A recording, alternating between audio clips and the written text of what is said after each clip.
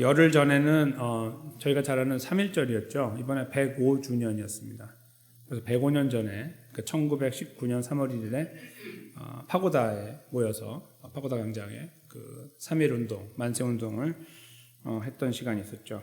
여기에는 거기 계신 분이 한 분도 안 계시지만 계셨던 분이, 그러나 우리는 그 과정을 선배들을 통해, 가족의 또 부모님을 통해 또 역사를 통해 배워왔습니다. 제가 가지고 온 인물은 유관순입니다. 왼쪽에 있는 저 사진은 아주 흐릿흐릿한 사진을 현대판 기술로 복원한 사진입니다. 아마 실물에 가장 가까운 것이 아닐까 생각이 드는데, 오른쪽 위에 있는 것은 죄수 신분증입니다. 죄수가 돼서 감옥에 투옥되셨던 분이고 1902년생이시죠.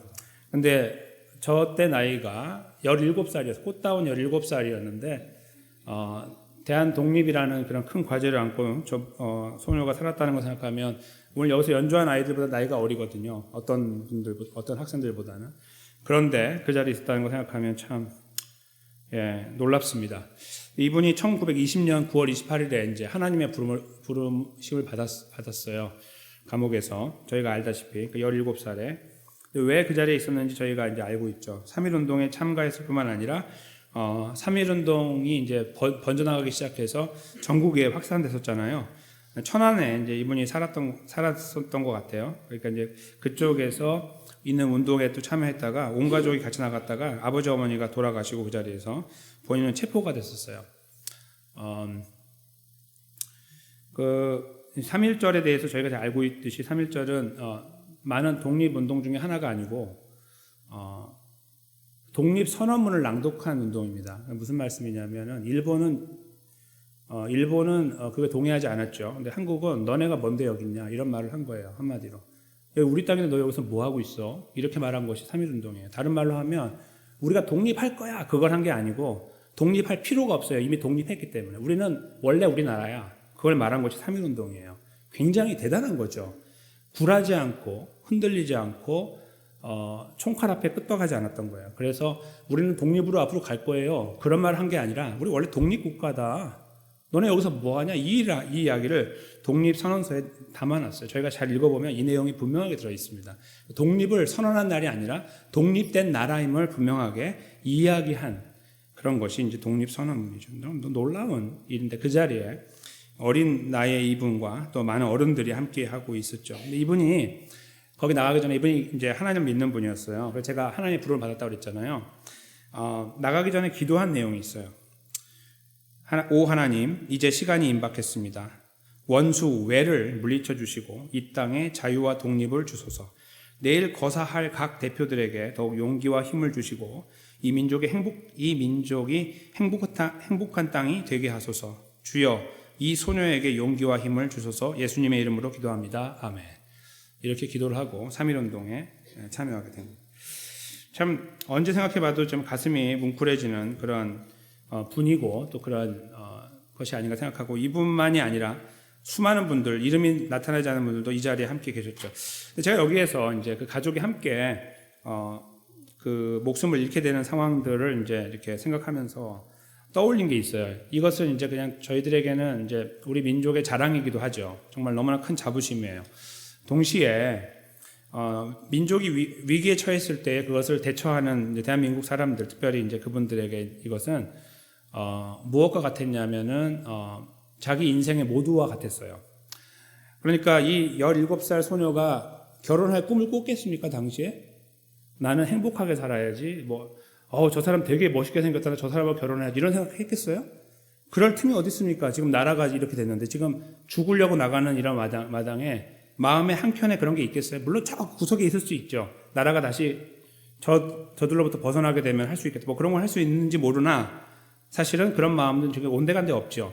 가족이 죽거나 말거나예요. 자기 아빠가 죽거나 말거나 내가 죽거나 말거나 우리나라가 살아야 되는 거예요. 거기에 올인한 거예요. 전부 다.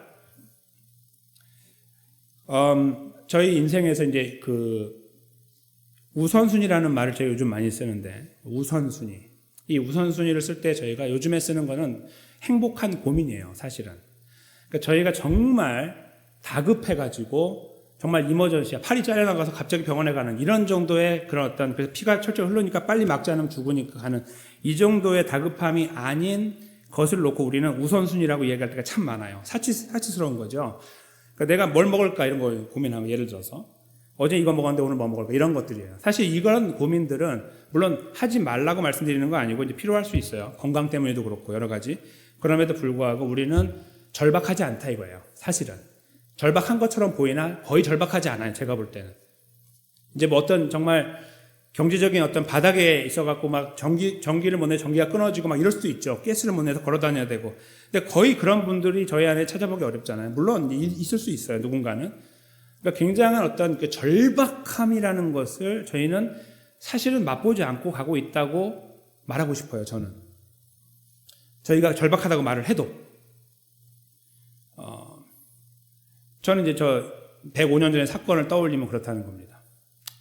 그런데 그리스도인들인 저희들조차도 우선순위라는 단어를 어떻게 사용하기를 좋아하냐면 정말 절박함 때문에 있는 우선순위라기보다는 나를 커버하기 위한 우선순위로 바꿀 때가 있는 거예요. 즉 내가 하나님 앞에 잘 하지 못하고 있는 것을 커버하기 위해서 나름의 이유를 달기 위해서 우선순위를 만드는 거예요. 하나님 죄송합니다. 이것 때문이었습니다 말하는 거예요. 우스꽝스러운 거예요. 정말 웃기기 짝이 없는 이야기인데 우리는 그렇게 할 때가 있어요. 하나님 죄송합니다. 이것 때문이었습니다. 오늘 어쩌면 저희들은 하나님 말씀 이 앞에서 우리가 정말 똑바로 살고 있는지 하나님 앞에 우선순위라는 문제를 때문에 우리가 혹시라도 우리 스스로를 변호하는 그러한 아주 허접한 변호를 하면서 이 세상을 살고 있는지 하나님 앞에 물어볼 수 있는 시간이 되면 좋겠고, 이것은 단순히 우리를 책망하는 메시지가 아니라 우리가 처한 상황 속에서의 문제도 하나님께 맡길 수 있는 그러한 그러한 공간을 우리에게 허락하여 주시는 말씀이 될 거라는 기대를 갖습니다. 그런 기대를 가지고 초대받지 못한 자들이라는 제목의 말씀으로 나아가도록 하겠습니다. 오늘의 말씀은 누가복음 바로 앞부분에, 그러니까 14절까지 끝난 앞부분의 내용과 연결되고 있는데 계속 잔치 자리에 있는 거예요. 예수님이 잔치 자리에서 지난 앞에 2주 전에는 어떻게 저희가 말씀을 나누었냐면 잔치를 배설할 때 부자들, 있는 자들, 성공한 자들을 초대하지 말고 가난한 자, 또 다리를 저는 자, 눈먼 자 이런 분들을 이제 초대하라고 하는 말씀을 저희가, 그 다음에 또 하나가 있죠.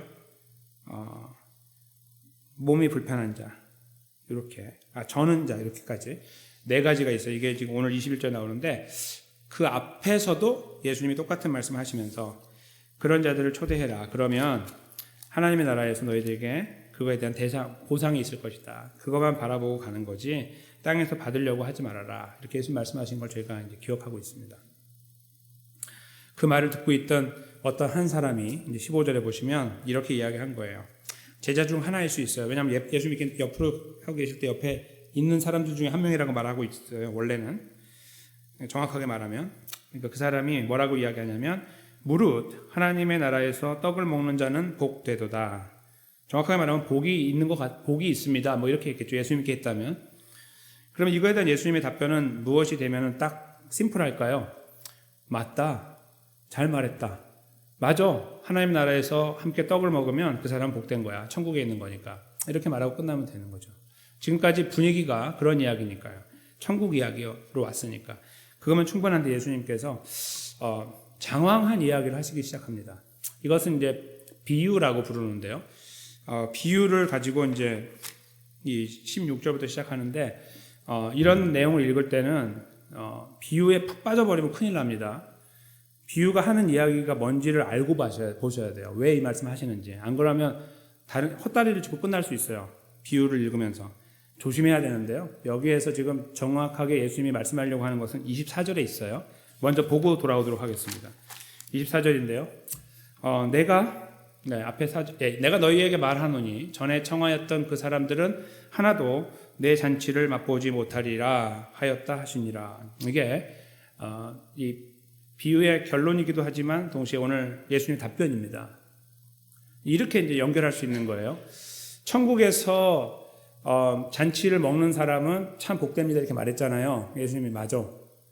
그런데 있잖아. 거기에 있는 사람들은 초대받은 사람이 한 명도 없다? 너 그거 알아? 이거예요. 이게 오늘 세트가 되는 거예요. 이게 오늘 저희가 읽어야 되는 내용 전부입니다. 아, 초대받지 않은 사람들이 있다고요? 그러면 초대받은 사람도 있나요? 예수님 말씀이 아니 한 명도 없어. 기가 막힌 말씀이죠. 그러니까 저기엔 초대받아야 할 것 같은데 맞는데 복된 자리가 맞는데 거기엔 초대받지 않는 사람들만 있어 그런 말이에요. 그게 참 희한한 말씀이죠. 왜 저렇게 말씀하셨을까? 굳이 여기서 그런 말씀을 할 필요가 있었을까? 생각도 들어요. 그렇죠? 자꾸 이야기를 복잡하게 만드는 것 같으니까. 그러나 예수님의 말씀을 꼭 하고 싶으셨어요. 제자들을 사랑하셨기 때문이죠. 우리를 사랑하신다는 말씀입니다. 다른 말로 바꾸면 우리를 점검하도록 하기 위한 말씀이기도 하고 우리가 갖고 있는 구원의 이 능력이 얼마나 큰지도 말씀하기 위한 말씀이기도 합니다. 우리가 그러면 이제 비유를 볼 시간이에요. 답변은 다 끝났습니다. 이야기는 천국에서 잔치에 참여해서 먹는 사람 복됩니다. 맞아. 근데 거기 있는 사람들은 한 명도 초대받은 사람이 없어. 이게 답이에요. 오늘 모든 겁니다. 이 메시지를 안에 들어가서 이제 보려고 하는 거예요. 비유인데요. 어떻게 거기까지 다다르는지 한번 보겠습니다. 예수님 말씀하신 어떤 사람이 큰 잔치를 베풀었습니다. 그리고 사람을 초대했습니다. 시간이 됐습니다. 17절에 잔치할 시간이 돼서 청하였던 자들에게 종을 보내서 오라고 했어요. 뭐라고 말하죠? 오십시오. 모든 것이 준비됐습니다. 이렇게 말해요.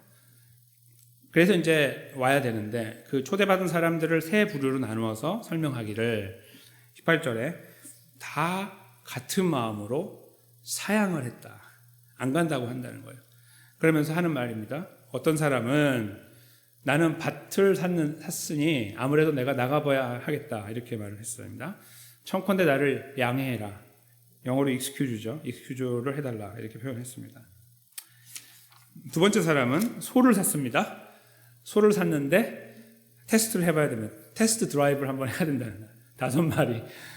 그래서 내가 지금 거기 가니까 좀 이해해달라고 거절했습니다. 세 번째 사람은 나는 장가를 들었다. 그러니까 가지 못하겠다. 신혼여행을 간다는 말인지 아니면 책임이 있다는 말인지 모르겠으나 이유가 딱딱 분명하게 주어졌어요. 그래서 못 가겠다라고 세 명이 이제 세 부류의 사람인 거예요. 세 부류의 사람으로 이제 아무도 참여하지 않는 상황이 된 거예요. 이 이유에 대해서 여러분들께서는 어떻게 생각하십니까? 피치 못할 사정이라고 생각하십니까? 즉 우선순위로 따졌을 때 내가 잔치에 가서 한가하게 먹고 앉아있을 상황이 아닙니다. 이렇게 말할 때 그게 정말 타당하다고 생각하십니까? 아니면 그렇지 않을 수도 있지 라고 생각하십니까? 조금 이따 다시 그 부분으로 돌아오겠습니다만 일단은 그렇게 답변을 듣고 주인이 화가 났고 그래서 그 종을 보내서 하기를 21절이죠. 나가서 아무데나 다니라 이거예요.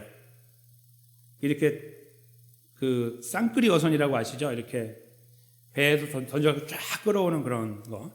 아무나 아무것도 가리지 않고 다 긁어오는 거죠. 그런 모양이에요. 시내 거리와 골목으로 가서 가난한 자, 몸 불편한 자, 맹인, 저는 자를 데려오라. 이렇게 주인이 이야기합니다. 데려다 놨는데 자리가 남아요. 22절에 보니까. 그랬더니 어디로 가라고 그럽니까? 길과, 이 길은 원래 하이웨이예요. 영어로. 그러니까 무슨 말씀이냐면 이 마을에 살지 않는 사람들, 그냥 저기서 왔다 갔다 해야 되는 사람들, 잠깐 주막만 들렸다 가는 사람들까지 가서 다 긁어오라는 거예요. 거기 가서. 어디까지 가라고 그래요? 산 울타리까지 가서. 무슨 말씀이냐면 이 주인하고 전혀 관계가 없는 사람들까지 다 긁어오라는 거죠. 다 그렇게 모아서 데려와서 내 집을 채우라라고 말했다는 거예요. 여러분들께서는 이 비유를 들을 때 어떤 생각을 하십니까? 이 주인의 마음이 좀 약간 헤아려지긴 하지만 좀 너무 심했다 생각하십니까? 생각해 보십시오. 여기 오는 사람들은 지금 죄송합니다. 어중이 떠중이가 오는 거예요. 살인범이 올 수도 있어요. 도둑놈이 올 수도 있어요. 신분이 정확하지 않은 사람은 다 긁어 모으라고 하는 거예요. 그리고 왔어요 지금. 그렇죠? 그러면 이 잔치 자리가 어떻게 되겠습니까? 잔치의 질을 따져보십시오. 저희는 잔치에서 행복하게 서로 소위 클래스가 맞는 사람들이 나랑 클래스 레벨이 맞는 사람들이 앉아서 함께 먹고 이렇게 하면서 좀 같은 레벨의 이야기를 하고 뭐 이런 걸 생각하잖아요. 보통 사람들은. 그게 상식이라고 생각하고. 근데 여기 그림을 딱 보니 이거는 어중이 떠중이 오합지졸입니다. 그렇죠? 되게 복잡하게 일들을 만들어 나가지. 이 사람이 좀 정신이 온전하지 않은 사람인가 생각이 들어요. 이 주인의 행태가. 뭐 화가 났으면 그렇지. 뭐 다시 초대하면 되지. 이렇게 생각할 수 있는데 여기서 굉장히 극단적인 선택을 하고 있는 모양을 봅니다. 거기 모인 사람들이 서로 싸울 수도 있고 술 주정뱅이가 오면은 난리를 칠 수도 있어요. 칼부림이 날 수도 있고 아니 저렇게 하나도 그 예상할 수 없는 상황으로 왜 치닫아가는 그런 형국을 만들어가지? 라고 생각할 수 있습니다. 그것이 여기에 지금 실제로 예수님 말씀하신 상황이에요. 한번 헤아려 보십시오. 이 상황에 대해서 주인이 이해가 되십니까? 안 되십니까? 한편으로 이해가 되실 수 있죠. 한편으로는 뭐 이렇게까지 했나? 이 두 사이에 저희가 서게 될 수 있습니다. 근데 예수님은 이 말씀을 하시고 끝을 맺으셨어요. 이 이야기에 보듯이 하고 24절이에요. 이렇게 되듯이 아무도 없다. 그 자리에는. 청함받은 사람들은, 초청받은 사람들은 거기 한 명도 있지 않게 된다. 여기에서 지금 말씀하고 있는 하나님 나라에서의 잔치는 당연히 천국을 말하고 구원받은 사람들이 모여서 있는 잔치 자리를 말합니다. 여러분들은 초대를 받으셨습니까? 하나님께서 여러분들을 초대하시던가요? 초대장을 보내 초대하고 나와 함께 지리기자 이렇게 말씀하셨습니까? 초대를 받으셨다는 확신을 갖고 있을 때 여러분들은 나는 초대받을 만큼 자격이 되라고 생각하셨습니까? 아니면 내가 왜 초대받았지? 아니 초대 안 받은 것 같은데 내가 어떻게 저 자리에 갈 수 있는 존재가 됐지? 라는 생각이 드십니까? 저희가 이제 말씀을 조금 더 깊이 생각하기 위해서 아까 제가 잠깐 말씀드린 이 세 부류의 사람을 생각해 보겠습니다. 그들은 과연 정말 정당한 이유로 그 자리에 가지 않고 있는 것인가? 생명의 문제가 사람에겐 가장 중요하거든요. 그래서 저희가 이걸 영어로 이머전시, 응급이라고 하는 상황을 생각하면 항상 생명과 이제 연관이 되어 있어요. 그래서 예를 들어서 이제 누가 나 굉장히 급한 일이 있어라고 전화를 했는데 받았는데 이거 가스불 어떻게 켜는 거야? 뭐 이런 거 물어보면 난리가 나죠. 그렇죠? 막 갑자기 막 지금 뭐 중요한 거 하고 있는데 전화가 계속 와요. 10번 쓰고. 뭐야 하고 받았더니 근데 지금 저기 라면 끓여 먹는데 물 얼만큼 넣어야 돼? 뭐 이런 거 이야기하면 난리 나는 거예요. 그렇죠? 그거는 그냥 일반적인 상식이에요. 라면 나는 먹는 게 생명과 같습니다. 이렇게 말하면 그 사람이 이상한 거죠. 우리 그렇게 연결하지 않아요. 절대로. 머리가 있으면. 적어도 기본만 되면. 그렇죠? 그런데 전화가 막 100번, 1000번 와요. 받았더니 손이 잘렸다고 그러는 거예요. 지금 내가 잘못한 손가락이 잘라졌어, 지금. 뭘 하다가. 어떻게 하면 좋냐. 그러면 이건 진짜 뭘 해야 되는 거예요. 어디 전화를, 폴리스한테 전화를 하든지 뭘 해가지고 옆에 이웃한테 하든지 내가 가든지 뭘 해야 되는 상황이죠. 왜요? 그거는 누가 말하지 않아도 알아요. 생명의 경각이 달려있으면 그것은 이머전시예요. 그렇죠?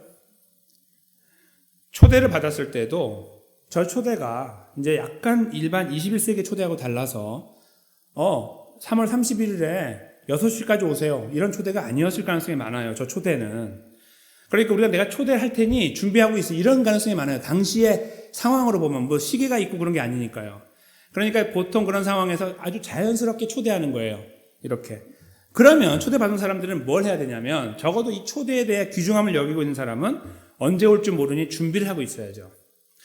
그리고 뚜껑을 열어보니까 결혼한 사람은 잘 모르겠어요. 이게 어떤 상황인지. 정말 신혼여행을 가야 되는 상황인지 모르겠으나 나머지 두 케이스에서는 저는 이해가 되지 않아요. 이게 정말 긴급한 상황인가에 대해서 생각할 때 저는 그 사람을 이해하지 못합니다. 여러분들 어떠신가요? 적어도 초대를 받았다는 것은 그만한 어떤 관계가 있는 거고 그 사람하고 그 사람이 그렇게 할 줄 알고 주인, 더 힘이 있는 사람인지 모르지만 초대를 한 거예요. 그럼 그 사람을 존귀 여긴다면 당연히 준비를 하고 있어야 되는 것이 맞고 그렇게 갔어야 됩니다. 그런데 언제 와 이거 하면서 반응을 보이는 게 뭡니까? 여기서 내가 밭을 샀다. 그럼 오늘 안 가도 되잖아요. 왜 오늘 가야 돼요? 내일 비가 와서? 왜 오늘 가야 돼? 근데 오늘 가야 돼요. 소를 샀어. 그래, 뭐 사업이 잘 되나 보지? 잘 되나 보다. 좋다. 그런데 나 그거 점검하러 가야 돼. 여러분들께서도 누군가를 초대하고 기다릴 때 이런 답변을 받으면 여러분들도 분명히 화를 내실 겁니다. 이해를 할 수 있지만, 아니, 얼마나 급한 일인데, 저 내물불이 꺼졌대. 그래? 다음부터 초대 안 해, 그런 사람은. 그렇죠? 그 사람의 질을 알거든요. 수준을 아는 거죠. 아니, 뭐가 얼마나 급한, 뭐 손가락이 잘렸대? 그러면은, 그래? 어떻게 해? 우리도 가봐야 되는 거 아니야? 뭐 이렇게 되겠지만, 아무것도 아닌 일로, 아무것도 아닌 것처럼 보이는 일로, 만약에 익스큐즈를 요청한다? 우리는 그 사람을 그렇게 넉넉하게 보지 않을 것입니다. 지금 예수님의 말씀을 잘 뜯어서 보면, 여기 상황은 처음에는, 그래? 그런 일이 있었나 보지. 뭐, 그러면 뭐 할 수 없지. 뭐 이렇게 볼 수 있으나, 저희가 곰곰이 생각해 보면 그렇지 않을 수 있어요. 둘 다 가능한 거예요. 꼭 그것만이 답이 아니라, 그걸 저희가 아셔야 됩니다. 이게 바로 우선순위의 문제예요. 사람들이 갖고 있는 우선순위의 문제. 초대가 더 급하냐? 내일이 더 급하냐 이겁니다.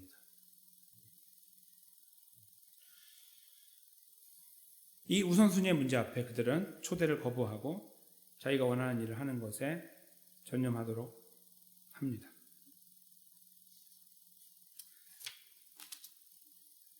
예수님께서 오늘 이것과 좀 다르지만 아주 비슷한 내용의 말씀하신 적이 있어요. 누가복음에도 말씀하셨고, 요 앞에 그러니까 12장에서 말씀하신 적이 있고요. 그리고 마태복음에도 말씀하셨는데, 어떤 상황에서 말씀하셨냐면 예수님이 다시 오실 때의 상황에 대한 걸 말씀하셨어요. 그 요지가 뭐냐면 아무도 모른다. 준비하고 있으라는 거죠.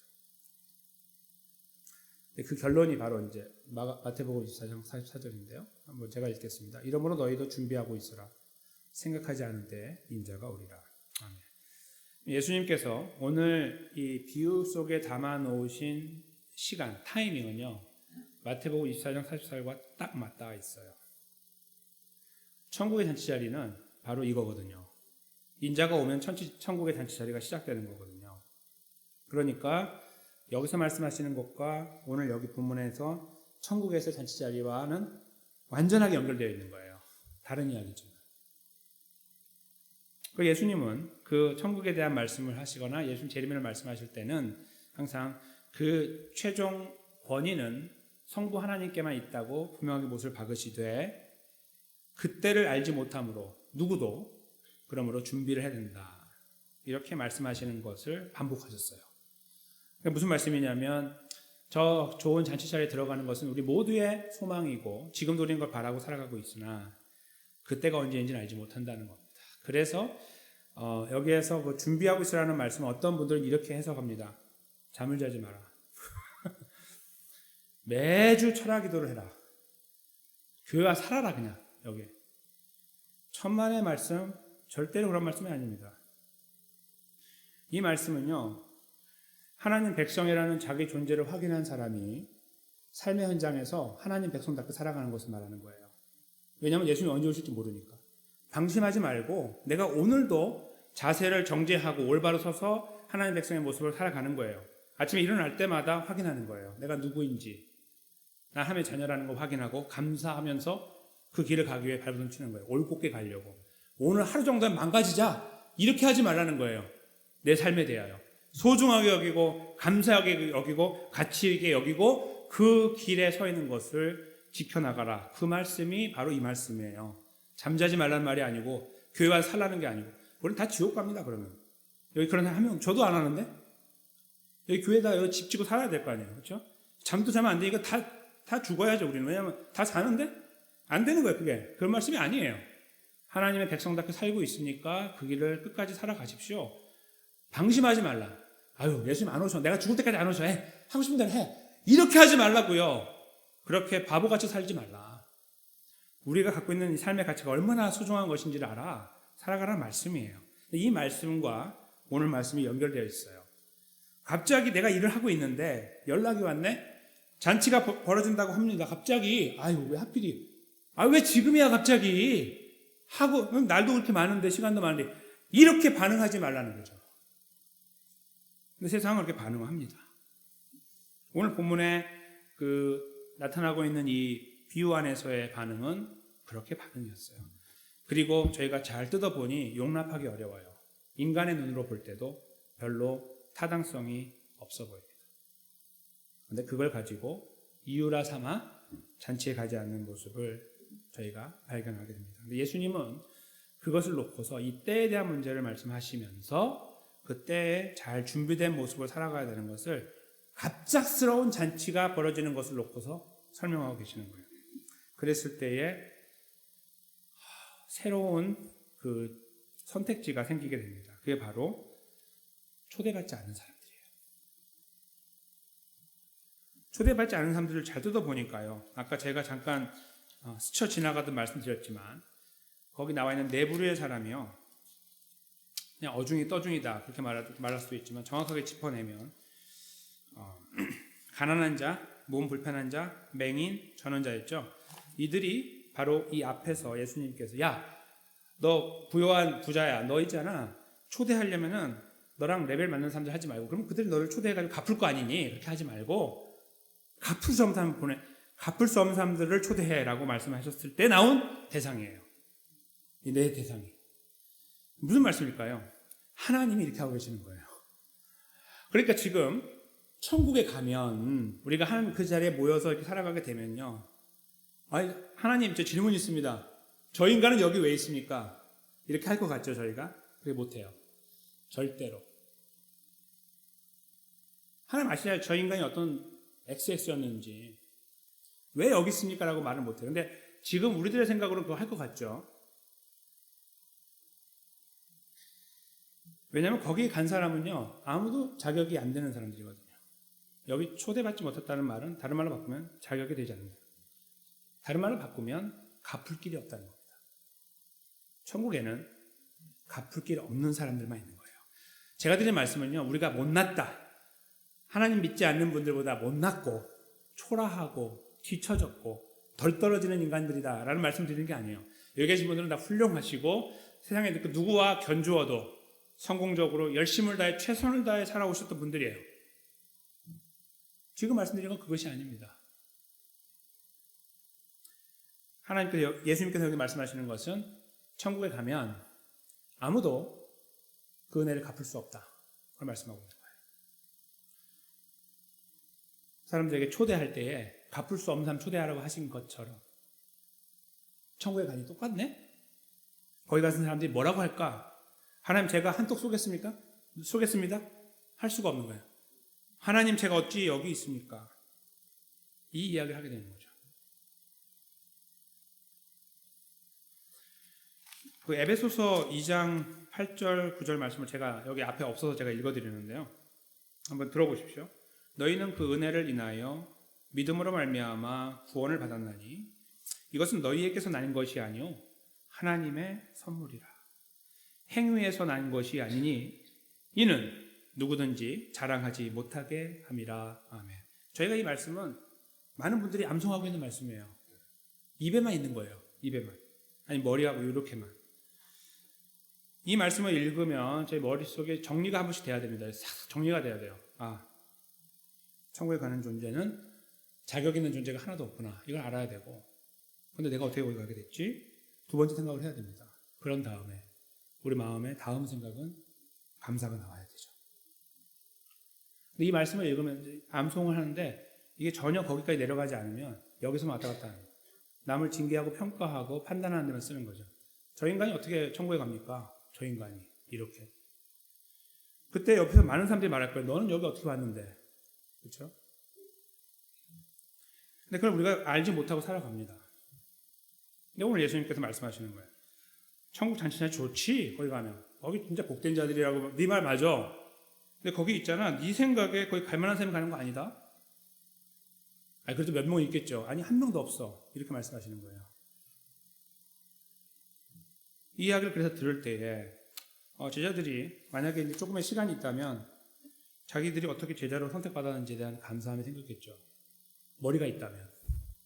당시에는 그걸 이해하지 못해요. 나중에 성령 하나님이 임하신 다음부터 이해하기 시작했죠.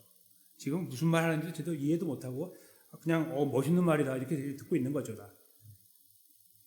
근데 거기에서 만약에 정말 하나님 그런 은혜를 주셨다면 그들의 고백은 바뀌었을 거예요. 예수님, 제가 여기 자리에 있는 것만도 감사합니다.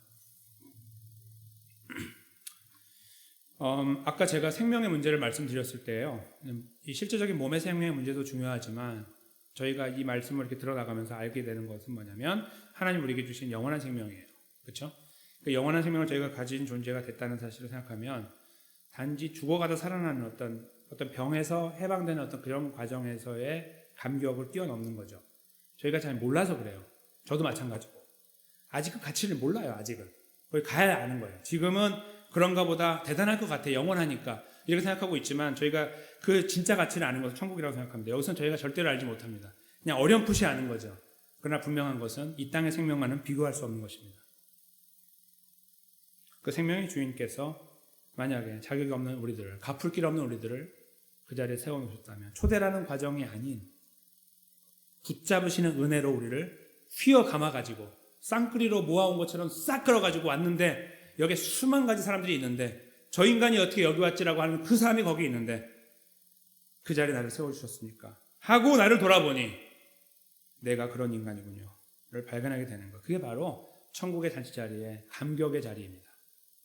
거기서 우쭐거리면서 야 너도 왔네 나도 왔는데 이런 헛소리 하는 자리가 아니라 하나님 제가 어떻게 여기 있습니까? 하는 자리란 말입니다. 예수님 그것을 지적하여서 제자들이 알게 하기 원했고 후대인 저희들이 알게 하기 원했고 그러므로 오직 하나님 은혜밖에 없다는 것을 알게 하기 원하셨던 거예요. 오늘 본문을 통해서 우리에게 극명하게 드러나고 있는 것입니다. 우리 삶을 힘들게 만드는 상황들에 저희가 처할 수가 있습니다. 그리고 저희는 아까 말씀드린 것처럼 그것이 저희의 이유가 되어져서 하나님 백성으로 살아가는 것에 제동을 걸 수 있어요. 하나님 이 정도는 이해하셔야죠. 내 상황도 아시면서 꼭 저한테 저만 이렇게 하시는 것 같아요 라고 생각할 때 그러한 연약한 모습으로 주님 앞에 반응을 보일 때가 있죠. 오늘 본문에 등장하고 있는 초대받은 사람들처럼 말이에요. 아무것도 아닌데 말도 안 되는 것 같고서 이유를 삼아서 하는 것처럼 하나님 아시잖아요. 그래 너 다 알고 있는데 너 생 거짓말하고 있네 지금. 응? 너 할 수 있잖아. 하나님 저 못하는데요? 생 거짓말하고 있네. 너 할 수 있어.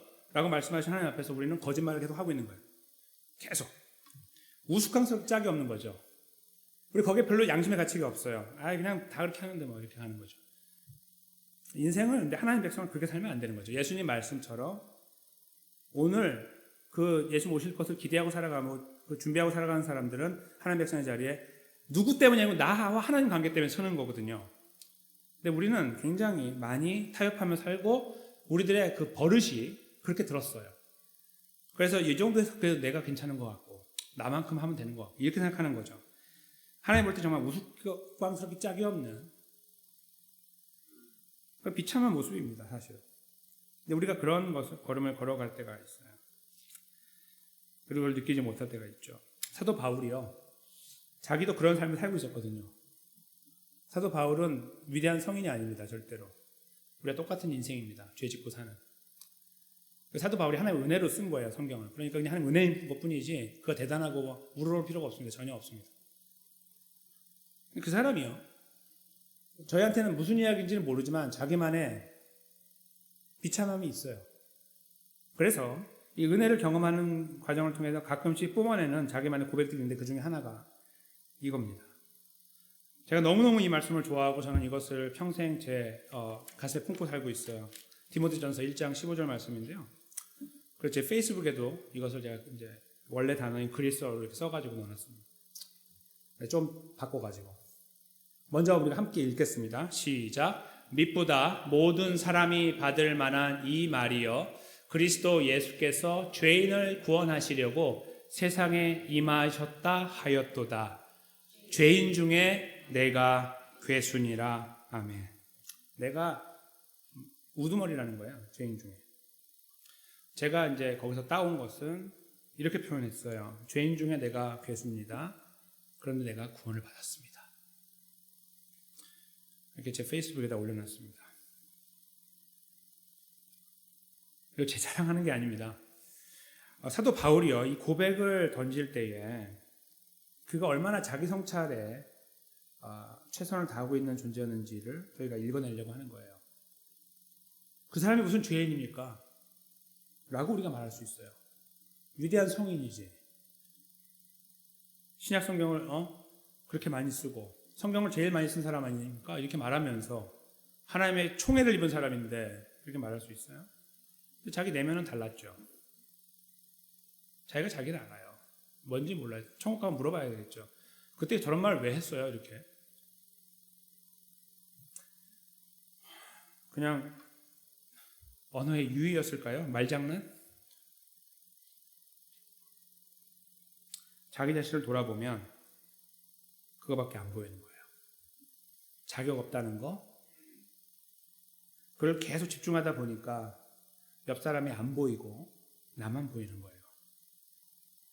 그리고 나는 대충 비교해 볼 때도 저 사람이 나보다 낫게 보이는 거예요. 더 훌륭한 사람으로 보이게 되는 거예요. 눈이 이렇게 바뀌는 거죠. 새로운 안경이 끼워지거나. 그래서 하는 말이 내가 괴수인 거예요.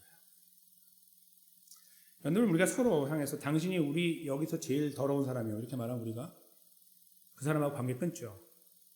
이까짓 게 뭔데. 화를 버럭 내거나 테러를 할 줄 몰라. 테러. 저기 타이어를 구멍을 내거나 이렇게. 그렇죠? 새로운 원수를 갚는 방법을 도안해가지고 할 수도 있습니다. 도안해가지고. 감당할 수 없는 말이에요. 여러분들 어떻게 생각하십니까? 스스로를 하나님 앞에서 비춰볼 때. 아유, 하나님 앞에 다 죄인이죠. 이런 거 말고요. 이런 조금 뭐라 그럴까, 수박의 겉만 이렇게 탁 지나가는 그런 고백 말고요. 입에 발리는 고백 말고 한번 깊이 생각해 보세요. 일단은 초대받지 못한 자들이라는 사실에 동의하십니까에 대한 답변 먼저 우리가 주님께 드렸으면 좋겠고, 개인적으로. 그래서 우리는 하나님의 백성이 되었다는 사실에 동의했으면 좋겠고, 그런 가운데 우리는 그 자리에 그렇게 은혜로 서 있는 존재처럼 감사함을 가지고 자랑하지 아니하고 겸손하게 하나님 백성의 걸음을 걷기에 소망을 가지고 기도하며 그 걸음을 정진하고 있는지를 함께 물어봤으면 좋겠습니다. 먹고 사는 문제가 많아서 그냥 그래요. 이거 핑계입니다. 이거 핑계예요. 이건 여러분의 선택입니다. 여호수아가 사람들에게 마지막 유언처럼 남길 때 너희가 하고 싶은 대로 해. 이렇게 말하거든요. 마지막에. 야, 너희들 하나님 경험했지? 광야의 하나님, 애굽에서 우리를 구원한 하나님, 우리 여기까지 인도한 하나님 경험했지? 그래서 우리가 그 여호와 하나님만 예배해야 된다. 알았지? 그런데 벌써 저쪽에서 우상을 섬기고 있어요. 그런데 너희는 안 할 줄 몰라. 너희 하고 싶은 대로 해. 나는 하나님 섬길 거야. 이렇게 말하는 장면이 나오죠. 설교를 하고는 저도 마찬가지입니다. 우리의 초이스입니다. 선택일 수 있고. 그래서 정말 심각해야 됩니다. 여러분과 저는 정말 심각해야 돼요. 그냥 여러 가지 사는 게 어려워서요, 힘들어서요, 이런 변명들이나 이런 것들은 사실은 굉장히 허접하기 짝이 없으며, 제가 볼 때도 하나님 보실 때는 정확하게 아시죠? 현 주소를. 야, 너 거짓말을 왜 이렇게 그냥 아무렇지도 않게 하고 있니? 라고 말씀하실 때 우리가 답변할 준비해야 됩니다. 이거는 구원의 문제가 아니에요. 구원 받고 안 받고가 아니고, 구원받은 인간인데 내가 제 자신이 거기 살고 있냐니까요.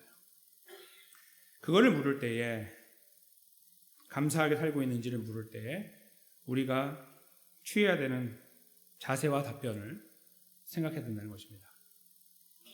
여러분들은 어디에 계십니까? 저는 저 자신에게 물어보겠습니다. 이 말할 수 없는 은혜를 입은 저희들은 이런 놀라운 특권이 있습니다. 여러분, 오늘 갑자기 하나님 부르시면 어디 가십니까? 모르십니까? 천국과 지옥 사이 어디 이렇게 있습니까? 천만의 말씀, 우리 하나님의 백성이기 때문에 당연히 천국에 들어갑니다. No matter what, no matter when, 상관없어요. 그냥 어떤 상황이든 그냥 가요. 하나님 나라에. 그것이 우리의 발목을 잡아서 건강한 하나님의 백성의 걸음을 방해하곤 합니다. 바로 여러 가지 이유를 들어서. 잠깐만요. 이거 급한 거 아시잖아요. 아침에 일어나면요, 오늘 이 지옥 같은 삶을 또 살아야 되겠구나라는 생각을 할 수도 있습니다만, 우리가 이걸 바꿔야 됩니다. 하나님 감사합니다. 왜요? 오늘 내가 희망찬 삶을 시작하니까요? 아니라 하나님, 나 같은 쓰레기인 같은 인간을 구원해 주셔서 감사합니다. 이것이 우리가 눈을 뜨면 첫 번째 드려야 되는 고백입니다. 하나님 앞에. 날마다. 이 고백으로 우리가 시작하잖아요. 삶이 완전히 바뀌어요. 관점이 바뀌어요. 뭐 이렇게 보면서 지옥 같은 삶? 이런 말이 나오지 않아요. 물론 나올 수 있겠죠. 어떤 상황에서. 그러나 자연스럽게 우리가 달려가게 되는 건 어디냐면 감격입니다. 첫 번째 생각이 어떻게 나 같은 인간이. 우린 이런 고백을 하게 되면서 하루를 시작하는 거예요. 이거는요, 세상의 그 어떤 현인들도 하지 못하는 놀라운 흉내도 못 내요. 흉내도 못 내. 하나님 모르기 때문에. 우리는 복음을 알고 있고 예수님의 십자가와 벌로 구원받았습니다. 그래서 우리는 하나님 백성이 되었고 천국 잔치 자리에 가는 자격을 받았어요. 우리 초대 안 받았어요. 은혜로 갑니다. 그 사실을 생각하면서 우리는 하루의 걸음을 맡기게 돼요. 감사함으로, 감격으로 시작하고 어찌 나 같은 인간이. 그러면서 우리는 우리 하루의 걸음을 맡기게 됩니다. 그리고 이제 수많은 일들이 떠오르게 되죠. 그것들을 맡기게 되는 거예요. 하나님께 맡겨드립니다. 침대에서 나오기 전에 기도하셔도 되고요. 나와서 무릎 꿇고 하셔도 돼요. 자세는 중요하지 않아요. 어떤 분들은 난 나와서 무릎 꿇는 거 못해요. 기도 못하면 이런 핑계를 또 대거든요. 아무것도 핑계 없습니다. 그냥 기도하세요. 누워서 눈 감고 그냥 기도하시면 돼요. 어떤 자세가 관계없어요. 기도를 하시라고요. 하나님한테. 감사를 표현하세요. 이것이 초대받지 않은 저희들이 구원받은 자리에 있는 그 사실을 깨달을 때 반드시 놓치지 않고 드려야 되는 고백입니다. 그리고 이것은 여러분의 선택입니다. 저는 그렇게 하려고 합니다. 여러분 어떠십니까? 왜 그 자리에서 지금까지 살아왔던 삶과는 다른 차원의 삶을 살아가기 원합니다. 갑자기 뻥튀기 되는 이런 삶을 말씀드리는 게 아니고요. 뭐 그럴 수도 있죠. 뭔가 잘 되고. 그게 아니라 이 구원의 감격에 빠지는 거예요. 구원의 감격에 빠지니까 삶이 다시 보이기 시작하고 일들이 다시 정리되기 시작하는 거예요. 다 얽히고 설켜 있는데 이것이 질서가 잡히고 갈 길이 보이는 거죠. 하나님이 보이고 하나님께 의탁하려는 믿음이 생기고 이런 의탁. 저는 사랑하는 성도님과 제가 그런 자리에 견고히 서기 원합니다. 오늘 이후에 걷는 걸음 속에서 그 하나님 만끽하고 도우신 역사를 실제로 경험하고 그 안에 힘있게 세워지는 은혜를 누리기 원합니다. 여러분과 제가 한 가지 놓치는 부분은 우리는 못한다는 사실입니다. 아이러니하게도. 그래서 우리가 바로 이 끝자락에 가서 늘 그렇듯이 우리와 함께 하신 예수님을 기억해야 됩니다. 우리와 함께 하신 예수 그리스도. 오늘 이 말씀을 주신 분, 그분의 십자가에서 갈기갈기 찢겨지고 그리고 부활의 이후에 성령님을 통해 우리 안에 함께하고 계시죠. 우리가 그 예수님을 다시 기억하고 손을 내밀 수 있을 때 비로소 우리는 이런 삶을 꿈꿀 수가 있습니다. 여러분과 제가 여기서 뭔가 그렇게 갑시다라고 다짐하는 것은 아무것도 아닙니다. 죄송하지만 아무것도 아니에요. 하지 마세요. 안 되니까. 그거 말고요. 그 시간 있으면 기도하시는 거예요. 뭐라고요? 예수님, 그 이름 부르는 거예요. 나를 도와주세요. 난 안 돼요. 도와주세요. 이렇게 기도하며 초대받지 못한 자라는 자각을 가지고 그러나 하나님의 은혜로 구원의 자리에 있다는 사실을 감사하면서 하나님 백성의 걸음에 매진해 나갈 수 있는 어떠한 상황이든 관계없이 하나님 백성의 걸음에 타협하지 아니하고 내가 하나님의 영광에 걸어가야 되는 그 걸음의 자리에 우리 모두가 주님의 은혜로 힘있게 세워지게 되시기를 간절히 축원합니다.